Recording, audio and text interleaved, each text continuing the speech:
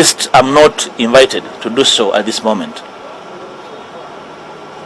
At least nobody has moved me to the level of even thinking about deserting a party I founded. That should be understood. So whoever thought that they're hounding me out of NUP, I'm here to assure them that whichever indiscipline, mismanagement, mischievous maneuvers we are going to be in. If you are a leader, a full soldier with bought data to abuse and insult, you insult me from within. And I'm here for keeps. Secondly, I've seen a copy of a letter circulating on social media. The owner of the copy is visible from the bottom of the letter. The letter is addressed to the Right Honourable Speaker of Parliament. And I'm only informed of the contents by copy. I will not respond to that letter.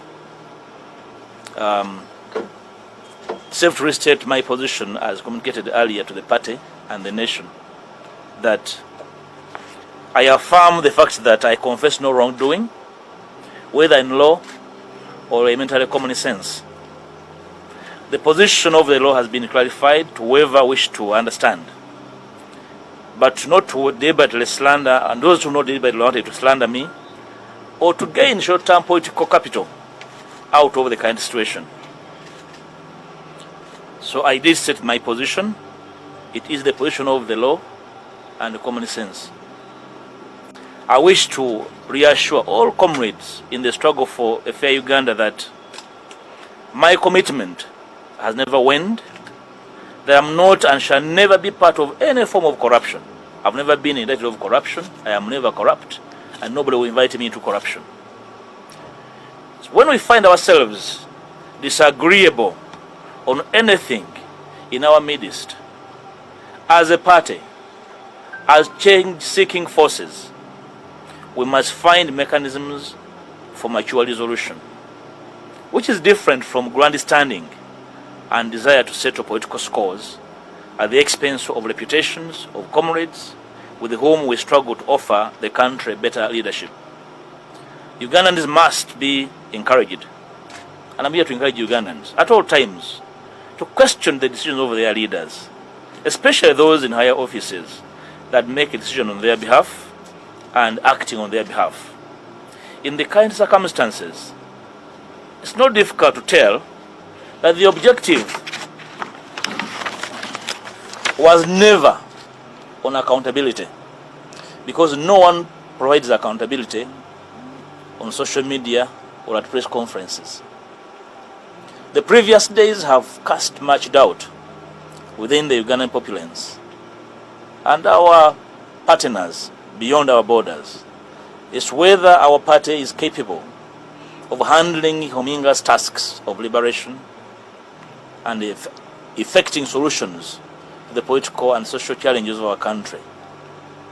We must regain public confidence as NUP and as the opposition, trust and demonstrate that we are worthy the people's support in leading the charge for change and transformation the Ugandan masses are yearning for.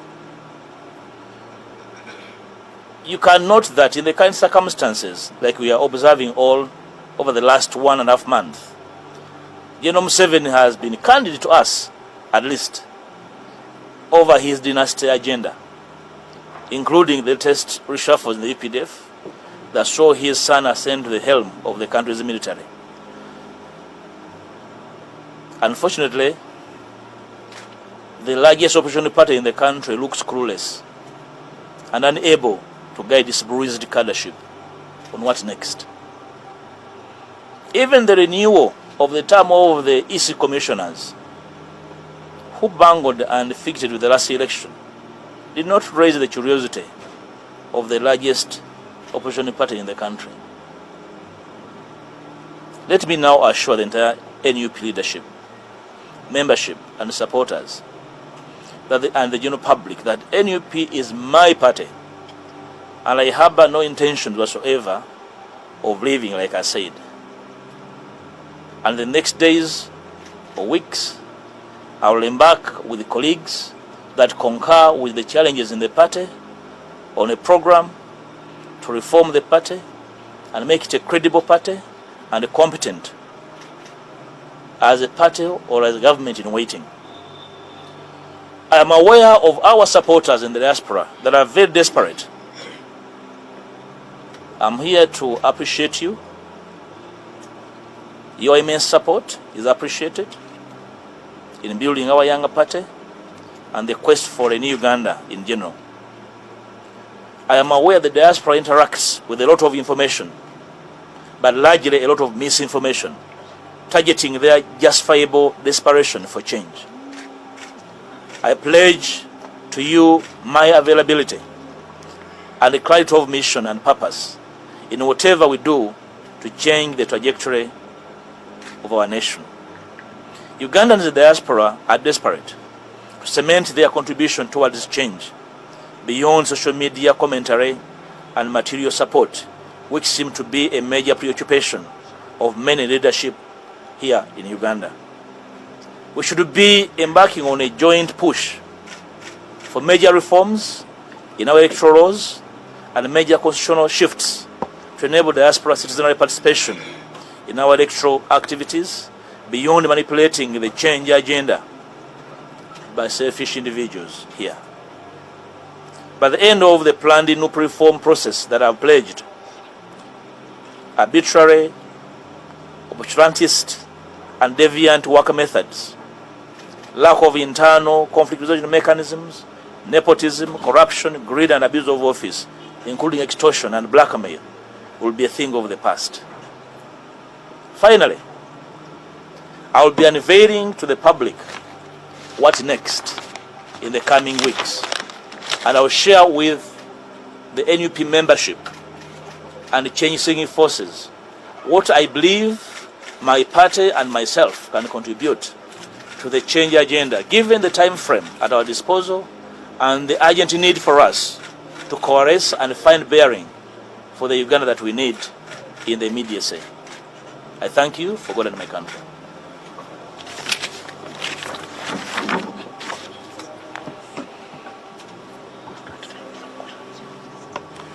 Can I answer questions in English before I give a brief Luganda translation? 1, 2, 3 questions. Yes, my name is Dylan. You talked about the second push in the whole opposition process, but you seem to be working with people who have question marks in them. The case in point is on everybody. How do you, I find his utterances, especially against the Secretary General, the previous time when they had the ban, so tribalistic, and you appear to be a different type of person. You be clear. Well, you are saying he has question marks. Will you start with the question marks? Yes. On him? Yes.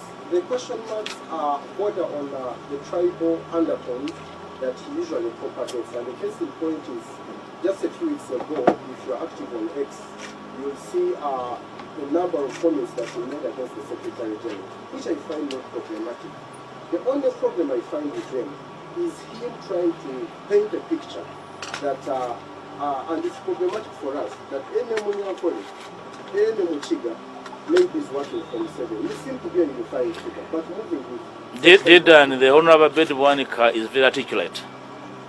When you find him, ask him those questions. I don't speak for him. Okay. Then, secondly... will you be fair to others? That's one question. Which media house? Yes. Please do. Thank you. My name is Elizabeth. Have you met the party president? Speak louder, kindly. Have you met with the party president, Mr. Shaban? What conversations are you having, or you intend to challenge him for the party president? First of all, I have not had a meeting with my party leader. I have only been hearing him speak on the media, at funerals and at press conferences. And others, trying so hard to convince the country that I'm a terrible human being, and the country has not accepted. So we have not met. Unfortunately, maybe in the coming days we will be able to meet, if it pleases. I cannot force him to meet me. But if pleases, is my leader. Have you challenged him for the position of president? That question cannot be answered at a press conference because you do not carry personal desires. As a member of NUP, if I am to seek leadership of the party, I'll go to the members. I am not sure if this press conference has members of the party. Thank you very much. I want to know if you're still going to take action on the calls for you to resign. But two, I read a constitution, I don't know whether the party still subscribes to the NUP constitution. But that constitution gives powers to the president to dismiss any member. It's a certain either section or article 9 of it. The president to dismiss any member on questions of indiscipline. Don't you think you're faced with that in the shortest period possible? Well, I think I answered issues to do with the resignation in my communication. I don't want to repeat them. Secondly, the bearer of the powers to determine discipline, I'm not aware of who the custodian of discipline. But if there is any processes that are going to determine discipline of an individual, they should be undertaken. Okay, so I don't believe in grandstanding. If anybody has an issue about with a member, the processes must be pursued to the letter. Proceed. Okay. I think either a year back or a few months back, we asked, were there issues between the party president and his leader of opposition? And all this was placed under the carpet. And seemingly, there are even more that we can be able to tell today. Can you confirm that? I don't have personal issues with my president. If the president has issues with me, go and ask him. Any question, colleagues? Switch to Uganda. Thank you. Njagala okubaaniriza olwaleero lunasabye okwogerako n'eggwanga ate n'okubeebaza okubeerawo kwatutuusa obubaka bwange eri eggwanga lyonna. Ekisooka bannayuganda bangi badde balindiridde nga beebuuza kikyenzirako, kikyendowooza, kikyenkola. Njala kuddamu ensonga bbiri enkyaleero okutangaza kyendiko. Ekisooka okukakasa bana NUP nti nkyali memba mujjuvu, sinaba kuloota yadde okulowooza okuva mu kibiina kye natandika mu bwagazi ne mu kwewaayo ne mu kwefiisa. Singa nali njagala byangu nandibadde ngenda nabiriwo, naye okutandika NUP ne bannange kwali bumalirivu na bwagazi bwakolagana n'abalala okukyusa Uganda. N'olwekyo tewali muntu yenna ajja kungoba mu NUP, tewali agenda kunsindiikiriza. N'abadde bagezaako okunsindiikiriza nti ngende, njala bagamba nti wendi, era ngenda kwetaba mu bbanga eriddako mu mulimu omunene ogw'okukyusa enkola y'ekibiina.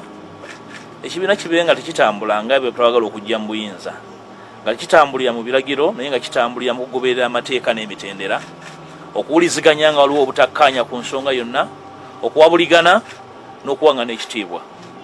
Obanga oli memba, oli mukulembeze, oli full soldier, yenna gwe bawa ddata, gwe bapangisa okunvuma, ojja kunvuma ndi mu kibiina era nja kuddamu nga ndi mu kibiina. N'olwekyo sigenda kuseeseetuka, ndi deputy president w'ekibiina. Ekibiina weekiri nakiteekako amaanyi gange, obudde bwange. N'olwekyo omuntu yenna alowooza nti bw'onontyobola nga nva mu kibiina mwendi. Ekyokubiri, okuddamu okutegeeza eggwanga ensonga gye nayisa mu kiwandiiko nti siina musango gwe nazza, era n'abagamba nti nina omusango gwe nazza tebagunnyonnyola mu mateeka okuggyako okupalapalanya. So kye nategeeza eggwanga nakali kye ntegeeza eggwanga nti buli kyenkola nkimanyi era nkitegeera, ate siri kapeere mu kutegeera amateeka.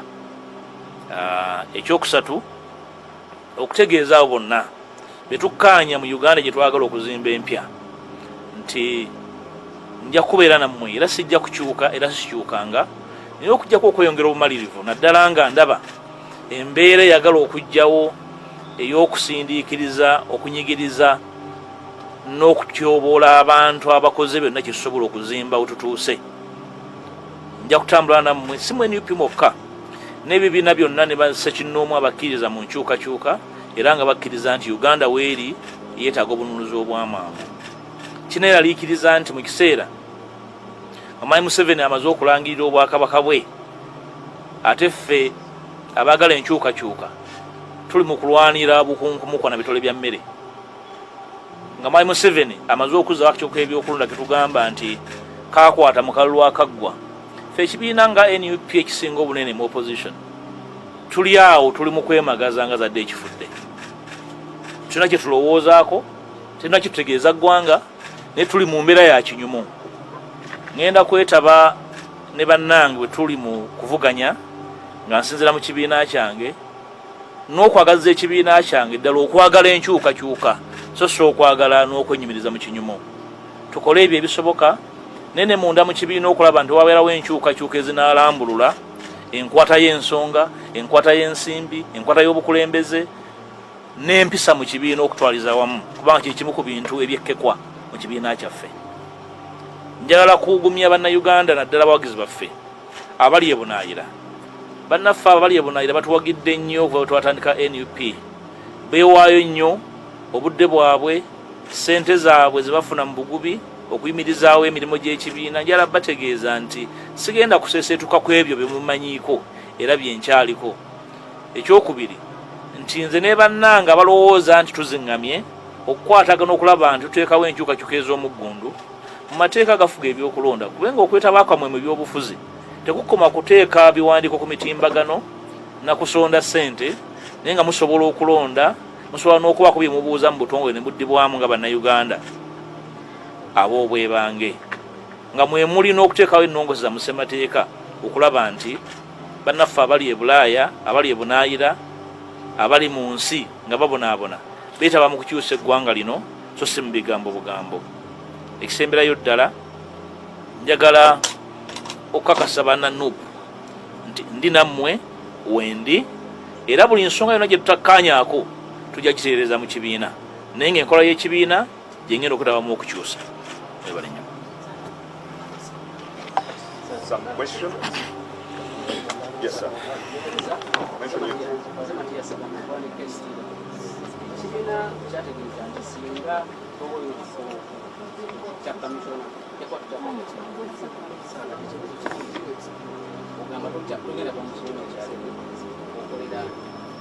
Ndowooza ensonga za komishona naziddamu dda, si za kunyumya mboozi ya ku luguudo, zirina obulungamya bwabwe buli mu mateeka. Saagala zimalirako biseera, ndowooza nazitangaaza dda. Ayogera ekirala ndowooza anyumya mboozi ya kubugumya mu naye komishona tulabye nga ssemateeka akakyuka ebyokulonda kamugoba ssemateeka wa NUP tumutambulira ku ssemateeka ki? Badde nsaba ekibuuzo ekyo kyali Ssaabawandiisi w'ekibiina ye custodian wa ssemateeka w'ekibiina, era omubuuze lwaki na buli kati tetulina ssemateeka mutongole. Omubuuze ne mwasinziira byalangirira mwabijja. Otangazeeko ku nsonga okuba nti ebbanga lino lyonna lyonna lyetuwulidde okuva embere yajja simanyi oba wamwalirizemu okusisinkana ne pulezidenti wo nobaako n'ensonga zebongera kuba yayogedde bingi naye tumanyi saidi yo agreement. Simanyi lwaki mwaba musisinkana temubuuza oba yali ansinkanyeeko, naye sinnaba kumusinkana naye mulengera ku mitimbagano, ku nnyimbe, press conference. Musaasira ng'omukulembeze wange ng'agezaako okumatiza ensi nti ndi muwonoonyi obwenkanidde awo, naye ensi ekyagaanye okukkiriza. Ndowooza pulezidenti wendi bw'aba neetaaga sinnamunoonyaako nange, bw'aba mpise nja kumusinkana twogende, sinaafuna mukisa kumusinkana mulundi bulala. Ndowooza ali bize nnyo.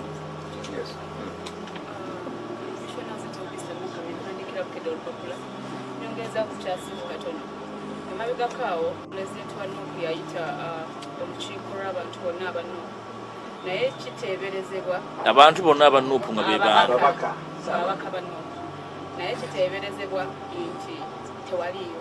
I just want to confirm with you oba waliyo.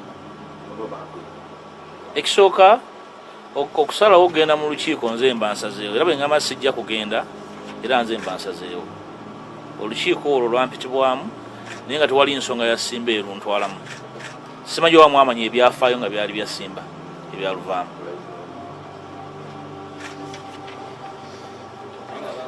sitera nnyo kwagala kwetaba mu nkiiko za mukolo bukolo njagala nnyo enkiiko z'ebyobufuzi eziba zenkana zirina okuba nga zirina ekigendererwa ekirambikiddwa obwemu ku buwabuzi bw'enjo obwa pulezidenti nga tuzemu okusisinkana amanya zitweronda nti bakolera agenti nekika njala kubuuzaako ku nsonga yebagamba nti weekwekanya obwakabaka bwebakugambako ngaobuza wekitiibwa waaki naye ngaate eno byoka nga tebijjamu ekyo nga kiriwa kyenkola nga ziraga nti walya ssente okusinziira ku bbaluwa eya NUP kati ndi ku peegi ki naawe ekisooka ekitiibwa tibakigabira ku luguudo oyo yenna akementererwa emmeeme olw'ekitiibwa nyinimu kye yampa alina obusaasizi bwange simanyi gwammwe gyova olina abo ebitiibwa bameka ku kyalo oba mu famire naye nange sajjuza foomu nyinimu yasiima bw'aba asiimye ate yansiima ndi mulenzi muto myaka 21 n'olwekyo ekyo sikyetondera muntu yenna naye kirumya abantu abamu omutwe simanyi kyabbakolera ate sisobola kukizaayo wa nyinimu kuba tewali nsonga lwaki nkizaayo naye nkyenyumirizaamu nnyo kubanga nyinimu yandera era sisobola mwegaana netulabye abantu bangi naddala bawakisa kabaka olw'obwakabaka namu abakulembeze banno ensonga ezo bagenda gikwata ku kyalo ekibuuzo ekyo nze abantu badde kibuuza balala ku rekodi nze omukulembeze yavaayo okubagambako nga batiibwa buli muntu abatyo bagambako sirowooza nti omuntu avuma abantu alina kyatugattako naye era nkimanyiiko nti waliwo abamu mu NUP abamu ku ffe abaagala okuteekawo oluwonko n'institutions ezimu mu bugenderevu naye nga teboogera gwe bakolera manyi kigenderere naye situjja kikkiriza kyenjogeddeko ku discipline gye tulina okuzza mu NUP. Yes, Rachel. Okitiibwa neyanziza ekibuuzo kyange tulabye ebbaluwa ez'enjawulo nga ziraga nti ekibiina kyo kikutadde kikuggyeemu obwesige tofuuse kiwagi ekirungi ebbaluwa zonna nziddamu naye ezimu tebazibawa ku mitimbagalo simanyi lwaki mu bagambe bonna bazibaddemu. Ekyokubiri ku level eya waggulu obukulembeze tebabukola batyo. Okutegera kwange okw'obukulembeze nza kwa njawulo tukkirize nti NUP kibiina kito okuyiga ku kyali kungi naye tujja bikwata ffenna tujja bitereza.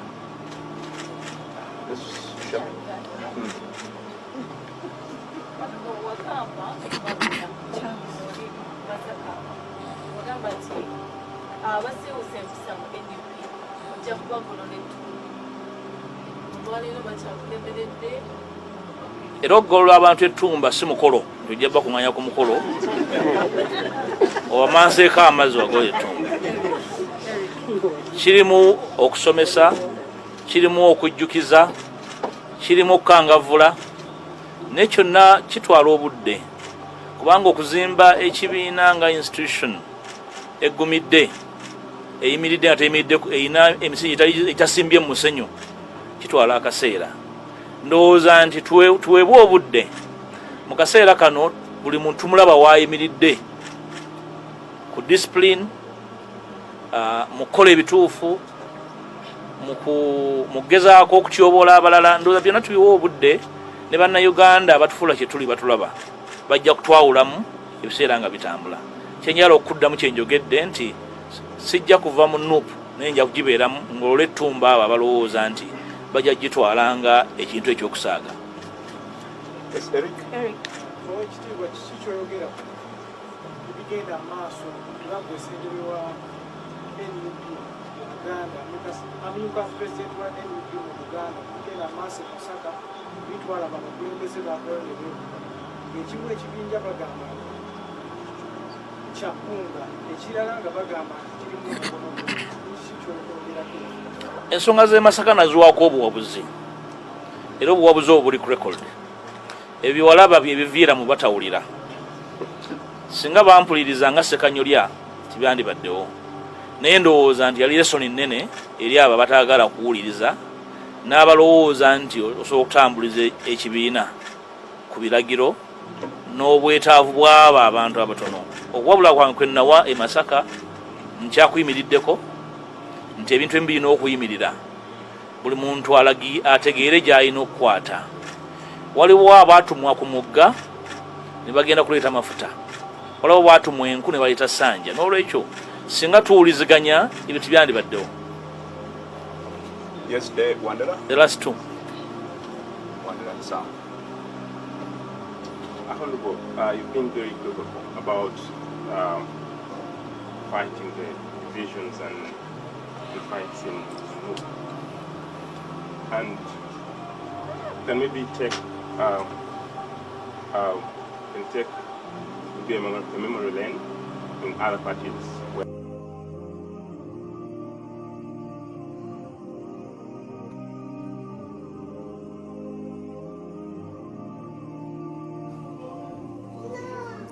Omulabi wa BBS Telefine yaffe embeera bwetyo bwebadde ku Parliament nga Commissioner wa Parliament Oweekitiibwa Mathias Mpuuga ayogerako eri bannamawulire